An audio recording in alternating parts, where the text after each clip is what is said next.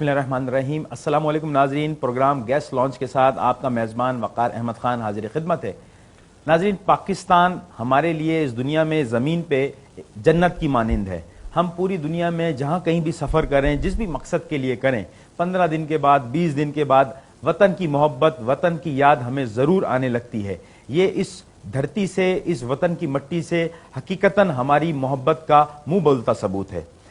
جیسا کہ اس پروگرام میں، اس پلیٹ فارم میں ہم آپ سے باتیں کرتے ہیں جذبہ حب الوطنی کی اور سکسیز سٹوریز بیان کرتے ہیں، وہ لوگ جو اس ملک میں رہ کے اس ملک کی ترقی کا باعث بنے اور اس ملک کے لیے جنہوں نے دن رات کام کیا. آج ایسی ہی ایک نامور شخصیت ہمارے ساتھ موجود ہے جو کہ فارمر منسٹر رہے ہیں گورنمنٹ آف سندھ کے کامرس اینڈ انڈسٹریز کے اور اعزازی کونسل جنرل ہیں موزمبک کے. آئیے ہم بات کرتے ہیں جناب خالد طواب صاحب سے، جو کہ ستارہ امتیاز میں ہیں. Sir, welcome to my show. Thank you very much. Sir, وطن سے محبت کو کس طرح آپ دیکھتے ہیں؟ کیا کم ہوتی جا رہی ہے دن بدن؟ شاید عام تاثر یہ لیا جا رہا ہے. میرا خیال ہے ایک ماں سے اور ایک وطن سے محبت کبھی کم ہو نہیں سکتی ہے. Very good. ہو سکتا ہے کہ ہمارے کچھ وقتی طور پہ کچھ احساسات میں تبدیلی آ جائے، لیکن محبت میں کمی جو ہے وہ کسی طرح نہیں ہو سکتی ہے. آج 63 سال ہو گئے اور بہت سارے مواقع ایسے آئے جہاں ہمیں اجتماعی طور پر ضرورت محسوس ہوئی کہ ہم اپنی وطن کی محبت کو نہ صرف دکھائیں بلکہ محسوس کریں.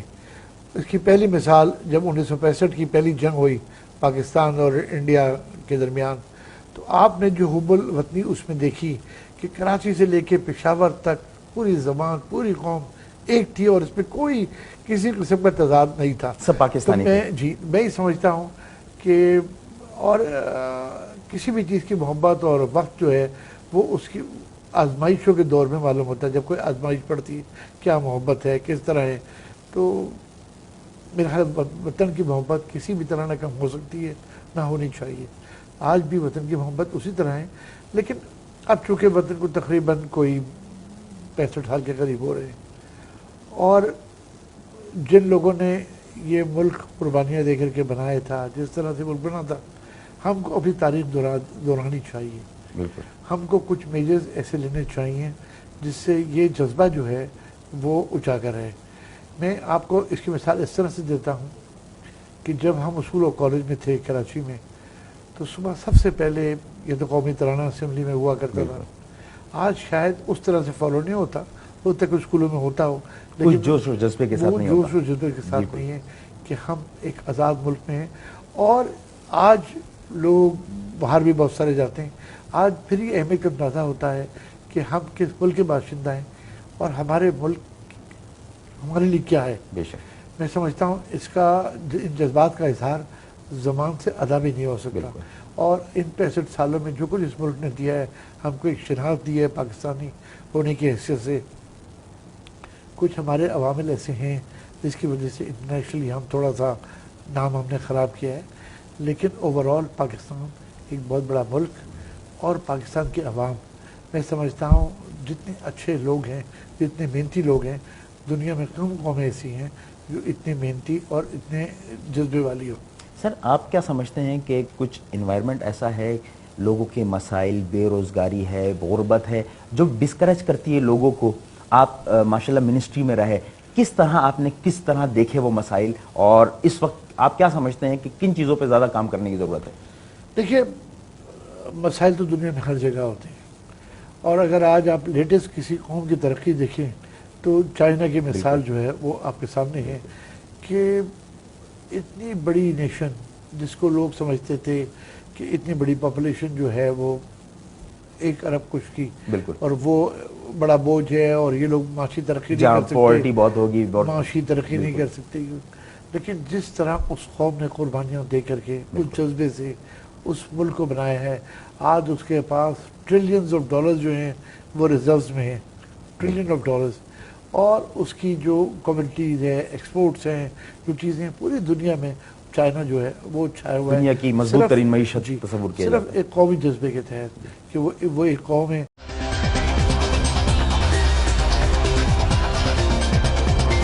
वेलकम बैक नाजरीन। सर, लोगों को थोड़ा सा गुस्सा इस बात का भी होता है कि ठीक है, टैक्स देने के लिए मैं तैयार हूं और किसी ना किसी तरह से दे रहा हूं और दूंगा, लेकिन जब हुक्मरान को वो देखता है जिनके करोड़ों रुपए के असासे हैं और उनके टैक्सेस को अगर देखें, कोई 2000, कोई 1500, कोई 500, इस तरह जिनकी प्रोटोकॉल पे करोड़ों रुपए खर्च होते हैं, मैं अपने घर से निकलता हूं, मैं देखता हूं कि यार ये इतना बड़ा गड्ढा ये सालों से है, मैंने इसकी कंप्लेन भी की है केएमसी में या दूसरे इदारों को, तो वो चीजें नजर नहीं आ रही होती ऑन द ग्राउंड। क्या समझते हैं कि इन चीजों को भी बेहतर करना पड़ेगा गवर्नमेंट को?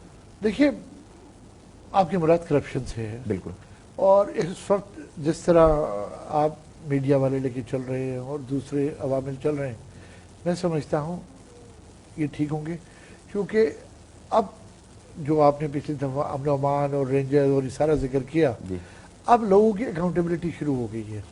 और जब तक किसी भी मुल्क में, किसी भी शहर में, किसी भी इदारे में अगर अकाउंटेबिलिटी नहीं होगी तो वहाँ ये सारे सिस्टम जो है हर चीज़ फेल हो जाएगी, क्योंकि फिर हर चीज़ जो है वो रिश्वत से चलेगी। अगर एक आदमी जिसकी तनख्वाह 50,000 या 80,000 रुपये है महीने की, मैं सरकारी हिसाब से बात कर रहा हूँ, लाख रुपए एक अच्छी सैलरी होती है, लेकिन उसके एसेट जो है वो 10 करोड़ रुपए की है।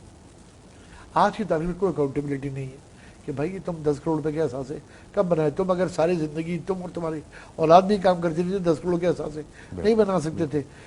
तो चूंकि अकाउंटेबिलिटी नहीं है और आपके यहाँ वही वाइट मनी और डिक्लेयर्ड मनी और अनऑफिशियल मनी के दरमियान वो तजाद बहुत बेताशा है। हमें, हम गवर्नमेंट के कवानीन ऐसे हैं जिसमें वो खुद जो है वो अनडिक्लेयर्ड मनी को प्रमोट करती है। मैं आपको इसकी मिसाल इस तरह दूंगा, आज आप एक प्रॉपर्टी खरीदने जाएं, आप 5 करोड़ रुपए की प्रॉपर्टी खरीदती हैं जिसकी ऑफिशियल वैल्यू लाखों में हो, कुछ लाखों में होगी, 50 लाख में होगी, 10% में होगी। अब आप ये प्रमोट करें कि 4.5 करोड़ रुपए जो है, यानी 90% मनी वो आपको अनडिक्लेयर्ड में दे दे और 10% डिक्लेयर्ड में दे दे, जिसपे गवर्नमेंट टैक्स लेती है 15% या 20%। हमारे इसमें भी तजवीज़ ये है गवर्नमेंट टैक्स करे 2% या 3% और उसको लेकर के आए 5 करोड़ के ऊपर। ठीक है, ओवरऑल वैल्यू पे। जी, अगर आप 20% लेते हैं तो 50 लाख के ऊपर आपके बन गए 90,000 रुपये। आप 5 करोड़ पे ला करके 10% या 20% 10% लेते हैं तो वो 50 लाख हो जाते हैं। तो एक बहुत बड़ा तजाद है। आप इन चीज़ों को खुद शेल्टर देते हैं, क्योंकि शायद जो लोग ये कवानीन बनाते हैं वो पहले अपना घर महफूज करते हैं, उसके बाद दूसरों के लिए। यही खराबी है हमारी। बिल्कुल, यहाँ क्योंकि अकाउंटेबिलिटी नहीं है। इसी तरह जब हम जाते हैं नेशनल असम्बली में तो वहाँ एग्रीकल्चरिस्ट की तादाद सबसे ज़्यादा है। बिल्कुल, कारोबारी लोग तो बहुत कम गिनती की तादाद में है। तो जब ये आता है कि जिम्मा है टैक्सेस से, जी, जब ये आता है कि हर किस्म के इनकम पर टैक्स दे, कहते जी एग्रीकल्चर को छोड़ दो, एग्रीकल्चर बड़ी मुश्किल में है, बड़ी परेशानी में है। शायद छोटे जो फार्मर्स हैं वो हैं, आप उनको इंसेंटिव दीजिए। और जो बड़े ज़मींदार या बड़े काश्तकार जो पैसे कमा रहे हैं, देखिए इनकम टैक्स का मतलब है टैक्स ऑन इनकम। आप कमाएंगे तो टैक्स देंगे, आप नहीं कमाएंगे तो टैक्स नहीं देंगे। आज हमारे मुल्क में वो निज़ाम हो गया है कि आपसे टैक्स लिया जा रहा है, ये नहीं पूछा जा रहा कि भाई आप 2 रोज की रोटी भी खा रहे हो या नहीं खा रहे हो। सही फरमा रहे हैं। आपका बिजली का बिल आया, आप टैक्स दे दीजिए। आप कहाँ से पैसे ला रहे हैं? भीख मांग के ला रहे हैं, उधार में लेकर के आ रहे हैं आप नहीं। और अब आप बैंक से निकलवा रहे हैं तो 50,000 से ऊपर फर्दर वो टैक्स भी अदा कर दीजिए। तो वो ये सिस्टम का तजाद है। आप टैक्स बड़े आदमी और छोटे आदमी पे बराबर के टैक्स आ गए हैं, जो गलत है। जो आदमी ज़्यादा पैसे कमा रहा है वो ज़्यादा टैक्स दे, जो आदमी कम पैसे कमा रहा है वो कम टैक्स दे, बल्कि और नीचे आ जाए। हम जो लोग इतने आमदनी नहीं है हम उनको सपोर्ट करें। बिल्कुल, जिस तरह हमारे इस्लाम में ज़कात का सिस्टम है। बिल्कुल, बेशक। लेकिन हम जिन लोगों को ज़कात लगती है हम उनसे भी टैक्स लेते हैं। फिर ज़कात का जो हमारे यहाँ इस्तेमाल होता है, बिल्कुल हम उनसे भी टैक्स ले रहे हैं। बिजली का बिल बेचारा जो भर रहा है उसको इनकम देना, टैक्स देना पड़ रहा है, क्या वो ज़कात के पैसे से दे रहा हो बिल। तो ये सिस्टम्स को चेंज करने की ज़रूरत है। मैं समझता हूँ, मैं ये नहीं कहता टैक्स गलत लगा दिया, वो इसलिए अच्छा लगाया कि आपके पास तो कोई रेवेन्यू का रास्ता ही नहीं था। इतनी छोटी तादाद में टैक्स पेयर होंगे तो क्या होगा। आप टैक्स को वाकई ब्रॉड बेस करें और उसके लिए अवामिल बनाएं।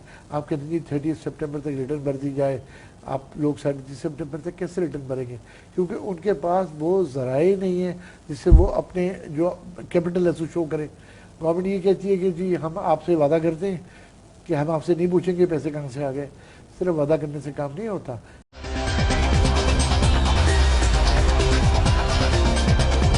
वेलकम बैक नाजरीन। आइए खालिद तवाब साहब से गुफ्तगू का सिलसिला, दिलचस्प गुफ्तगू का सिलसिला दोबारा जोड़ते हैं। सर, سر آپ اعزازی کونسل جنرل ہیں موزمبیق کے، آپ یہ بتائیں کہ کس طرح پاکستان کو پیش کرتے ہیں، پاکستان کا امیج پیش کرتے ہیں جب آپ ڈپلومیٹ گیدرنگ میں ہوتے ہیں، اور کہاں تک آپ کامیاب ہو سکے اس میں؟ دیکھیے میں آنرری کونسل جنرل ہوں فرام 89، اوکے، تو تقریباً مجھے 26 سال ہو گئے، ماشاء اللہ، اور اللہ نے مجھ پہ کرم کیا کہ جب میں نے یہ عہدہ سنبھالا ہے، یہ دیا، تو اس وقت پاکستان اور موزمبیق کی ٹریڈ زیرو تھی، آفیشیل ٹریڈ زیرو، اور پاکستانی چاول شاید اس وقت توجہ بھی نہیں ہوگی. جی میں وہ اسی پہ آ رہا ہوں. پاکستانی چاول یہاں سے جاتا تھا تھرو تھرڈ کنٹری. ہالینڈ اس میں ایک بہت بڑا رول ادا کرتا تھا. یہاں بڑی کمپنیز تھیں ہالینڈ کی, وہ یہاں سے خریدتی تھی. شپمنٹ ڈائریکٹلی موزمبیق جاتی تھی, پیمنٹ تھرو ہالینڈ ہوتا تھا. اس کی دو وجوہات تھیں.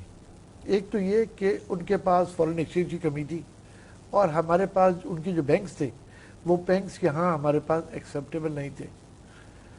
آہستہ آہستہ یہ چیزیں ہوئیں, یہ ہم نے ایشورنسز دی, ہم نے کافی میٹنگز کری موزمبیق گورنمنٹ کے ساتھ, اور الحمدللہ پھر یہاں کے بینکس جو ہیں وہ وہاں کے بینکوں کے ایل سیز جو ہیں وہ ایکسیپٹ کرنے لگے, اور آہستہ آہستہ بزنس جو ہے یہ گرو ہونے لگا, اور چاول جو ہے وہ جانے لگا. میں سمجھتا ہوں موزمبیق اس وقت افریقہ میں یا پوری دنیا میں شاید 5واں 6واں بڑا بائر ہے پاکستانی رائس کا, کیونکہ وہ پورے افریقہ میں بھی یہ جا رہا ہے. سیکنڈلی جو اب ہمارے پاس جو ٹریڈ ہے وہ ہماری پاکستانی سیمنٹ جو ہے وہ کافی جا رہی ہے. بلکہ نہ صرف سیمنٹ جا رہی ہے بلکہ یہاں پاکستانی جو انڈسٹریز ہیں وہ بھی کوشش کر رہے ہیں کہ وہاں پر بھی اپنی فارن انویسٹمنٹس ہم کریں. آج الحمدللہ آج ہماری یہ انڈسٹری اتنی گرو ہو گئی ہے کہ ہم دوسرے ملکوں میں یہ انڈسٹری لگانے کی سوچ رہے ہیں, اور اپنی ٹیکنالوجی جو ہے وہ ان کو دینے کی کوشش کر رہے ہیں. میں سمجھتا ہوں, اور اس میں کافی کامیابی بھی ہے. میں سمجھتا ہوں اگر یہ چیزیں چلیں گی تو یہ پاکستان کے لیے ایک, یہ جو کمائیں گے ڈیفینیٹلی یہ ملک کو ریمیٹ بھی کریں گے, اور ایک اچھی ریسورس ہوگا فار پروفٹ یوٹیلائزیشن, کہ ملک میں وہ پیسہ فارن ایکسچینج کی صورت میں بھی آ رہا ہے اور ایکسپورٹ کی صورت میں بھی آ رہا ہے. تو یہ ایک بیسک تھا. اس کے علاوہ ہم نے دونوں ملکوں کی کلچرل چیزیں دیکھی. ہم کافی دفعہ ڈیلیگیشنز بھی یہاں سے لے کر کے گئے, اور مجھے یاد ہے جو آج کل ٹی ڈیپ کے چیئرمین ہے ٹریڈ ڈیولپمنٹ اتھارٹی کے, ایسے منیر صاحب بھی ہمارے ساتھ موزمبیق گئے. بلکہ میں آپ کو تھوڑا سا واقعہ پیش کروں کہ جب ہم یہ ڈیلیگیشن بنا رہے تھے تو ایک افریقہ کا پرسیپشن یہ ہے کہ جی وہاں لا اینڈ آرڈر بڑا خراب ہے, سیکورٹی کا کیا ہوگا, فلاں ہوگا. تو یہ سارے سوال, کیونکہ ہمارے یہاں لیڈنگ انڈسٹریلسٹ ٹیکسٹائل سیکٹر کے 5-6 لیڈنگ لوگ تھے جو اس ملک کا پلر تھے ٹیکسٹائل کے. تو انہوں نے کہا آپ جا رہے ہیں, آپ بتائیں جی سیکورٹی کا آپ ہمیں کس طرح کریں گے, کیا کریں گے. میں نے کہا جی آپ میرے سے چلیں, we are in touch with the prime minister, with the president, with the finance minister and commerce minister.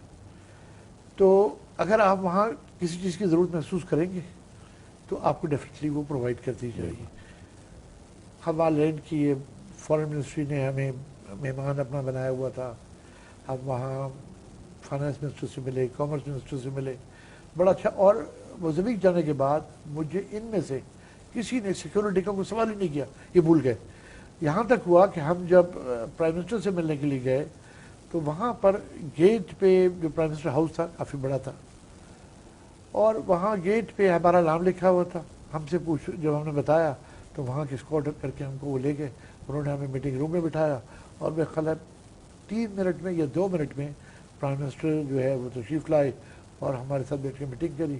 Absolutely no security, کوئی سیکورٹی گیپ نہیں تھا کہ ہمارے پاس ہماری تلاشی لی جا رہی ہے, اور یہ تمام چیزیں جو پرائم منسٹر ہاؤس پہ جانے کے لیے ہوتی ہیں.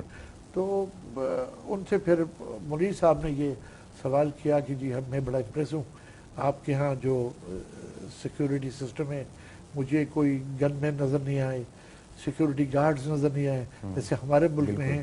ایک آدمی جا رہا ہوتا ہے, اس کے پیچھے گاڑی چل رہی ہوتی ہے اور ویپنز جو ہیں وہ نظر آ رہے ہوتے ہیں. تو یہ ویری امپریس, مطلب ان کو یہ ذہن میں تھا ہی نہیں کہ یہ چیزیں یہاں پر ہوں گی.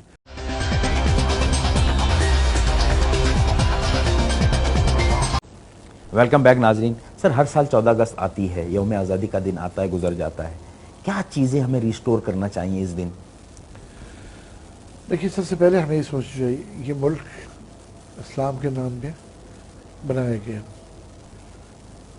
ایک جائزہ لیں کہ اس سارے عرصے کے دوران جس کے لیے ہم نے جس مقصد کے لیے ملک بنایا تھا، کیا ہم نے اس کی کوئی اچیومنٹ کی ہے یا ہمیں اسے دوری ہو گئی ہے؟ ٹھیک ہے. میں سمجھتا ہوں کہ اگر آپ پاکستانی کے حیثیت سے بات کرتے ہیں، اسلام کے حیثیت سے بات کرتے ہیں، سب سے پہلے آپ اسلام کو لے تو اسلام سے ہم دور ہو گئے ہیں. جس طرح ہم نے ابھی سارا ڈسکس کیا، ہمیں بیسیکلی جائزہ لے کر کے 14 اگست کو میں ساری قوم سے یہ درخواست کرتا ہوں کہ آپ موٹی موٹی چیزوں کو لیجئے، اپنے حقوق لباس کو لیجئے، ملک کا پرسیپشن کو بہتر کرنے کے لیے کیجئے. ہم جب باہر جاتے ہیں ملک سے تو ہم ملک کے سفیر ہوتے ہیں. بالکل. ہمارا کوئی بھی ایکشن، کوئی بھی چیز جو ہے وہ انڈیویجول افیکٹ نہیں ہوتی ہے، بلکہ وہ پورے پاکستان کے نام پر ہوتی ہے. کیونکہ آپ کا نام نہیں پوچھتا، وہ جب باہر آپ ہوتے ہیں پوچھتا کس ملک سے ہو. بالکل. Where are you from. بالکل. کوئی آپ کا نام شاید تیسرے چوتھے سوال پوچھ لے، پہلا سوال یہ ہوتا ہے کہ جی کس ملک سے ہوا. تو ہمیں اپنے ملک کی صحیح نمائندگی کرنی چاہیے، اور ہم ہر آدمی جو ہے جو ملک سے باہر ہے تو وہ اس ملک کا سفیر ہے. تو اس کو اسی طرح ایڈ کرنا چاہیے کہ میں پاکستانی کو اچھا کام کروں گا تو میرا ملک کے لیے اچھا نام ہوگا، میں کو خراب کروں گا تو میرے ملک کے لیے خراب ہوگا. نمبر 1. نمبر دوسرا یہ ہے کہ ہم 14 اگست کو ایک حب الوطنی کا مظاہرہ کرتے ہیں، جھنڈے لگاتے ہیں، خوشیاں مناتے ہیں. میں سمجھتا ہوں ضرور اس میں اضافہ ہونا چاہیے تاکہ آنے والی جنریشن کو واقعی پتہ ہو اس دن کی اہمیت کیا ہے، اس دن کی اہمیت کیا ہے. اور یہ ملک بنا تھا، اور اس کے ساتھ ساتھ میڈیا اور تمام وہ پروگرام دکھاتے بھی ہیں. فردر دکھانا چاہیے کہ اس ملک کے لیے کیا کیا قربانیاں دی گئی ہیں اور اس ملک کا بیسک مقصد کیا تھا. اور میں پھر وہ بات دہراؤں گا اپنی کہ اس ملک میں بڑی پوٹینشیل ہے. اگر ہم ان کو چیزوں کو کیچ کریں گے، ہمارے پاس اگر آپ بلوچستان چلے جائیں تو معدنیات کے بے تحاشا ذخائر ہیں. بالکل. ہمارے میٹلز ہیں. اگر آپ سندھ میں آ جائیں تو ہمارے پاس بے تحاشا کول ہے. اگر آپ فردر بلوچستان میں آ جائیں تو ہمارے پاس بے تحاشا فروٹس ہیں. ہمارے پاس پنجاب میں پانی ہے، بڑی فرٹائل زمین ہے. کاٹن آپ کے پاس بے تحاشا آتی ہے جو ہماری اس وقت ملک کی معیشت کی بیک بون ہے. ہم سب چاروں سیزن ہمیں ملتے ہیں، تو ہمارے لیے بڑی خوش قسمتی ہے. بشرطے ہم دل لگا کے کام کریں اور شارٹ کٹس پہ نہ جائیں کہ ہم بس جتنی جلد ہو سکے پیسہ لینے چاہے کسی مین سے بھی ہے. ہمیں وہ سوچ تبدیل کرنی ہوگی. سر یوتھ میں کتنا پوٹینشیل دیکھتے ہیں آپ؟ ہماری یوتھ بہت پوٹینشیل ہے جی. ہماری یوتھ اب تو میجورٹی اس وقت یوتھ کے بلو 30 ایئرز. اور میں سمجھتا ہوں اچھے جو لوگ شہروں سے ہیں، اچھے تعلیم یافتہ بچے ماشاءاللہ آ رہے ہیں، اور جو ڈیولپ کنٹری میں تعلیم کی طرف رجحان نہیں ہے جتنا آج ہمارے یہاں. اگر ہم صحیح معنوں میں ایکسپلور کریں، گاؤں گوٹوں میں تعلیم کم ہے، وہاں ہم نے ایک بڑا تضاد پیدا کر رکھا ہے تعلیم کے اندر بھی. سسٹمز کے کیٹیگریز لائے ہیں. سسٹمز میں یہ اے گریڈ ہے، یہ میٹرک سسٹم ہے. ہم سب کو تعلیم ایک وجہ سے دے، چاہے وہ غریب ہو یا امیر ہو. اس کو ایز اے اسٹوڈنٹ یہ نہیں ریلائز ہونا چاہیے کہ یہ اے اور او لیول کا اسٹوڈنٹ ہے اور میں میٹرک کا اسٹوڈنٹ ہوں، کیونکہ اس تعلیمی نصاب میں بڑا زمین آسمان کا فرق ہے. ہمیں ان جو میجورٹی ہماری 97-98% ہے، ہمیں ان کو اوپر لے کر کے آنا ہے. تو آپ نظام تعلیم وہی لے کر کے آئیں جو 2% کے ساتھ اے اور او لیول پہ لے کر کے آ رہے ہیں، اگر آپ نے یوتھ کو صحیح معنوں میں ڈیولپ کرنا ہے تو. سر گورنمنٹ کو کیا آپ سمجھتے ہیں اقدامات کرنا چاہیے ان بچوں کو آن بورڈ لینے کے لیے؟ دیکھیے جی، پہلی بات تو یہ کہ چھٹیاں جو ہیں اسکول کی، ابھی ایک بڑا مسئلہ چلا، بالکل 3 تاریخ تھا. میں بڑا حیران ہوں. دنیا میں ہر جتنی حکومتیں ہیں ان کی پہلی پریورٹی ہوتی ہے تعلیم، ایجوکیشن. آپ نے دیکھا کہ سیلاب آیا، ہم بھی ساتھ ہیں. جن علاقوں میں سیلاب آیا تھا الحمدللہ اللہ نے اس ملک کی بہت بچت کی، اس صوبے کی بڑی بچت کی، اور یہ شہر 100% سیلاب سے محفوظ ہے. چھٹی کا کوئی سینس بنتا نہیں ہے. آپ میں تو کہتا ہوں چھٹیاں کم کریں، بچوں کو ایڈوکیٹ سکھائیں، تعلیم دیں. ہم چھٹیوں میں گزارا کر رہے ہوتے جو دنیا میں کہیں ایکسیپٹیبل نہیں ہے. میں سمجھتا ہوں یہی گورنمنٹ کی چیزیں ہیں کہ گورنمنٹ اپنی پریورٹیز بنائیں.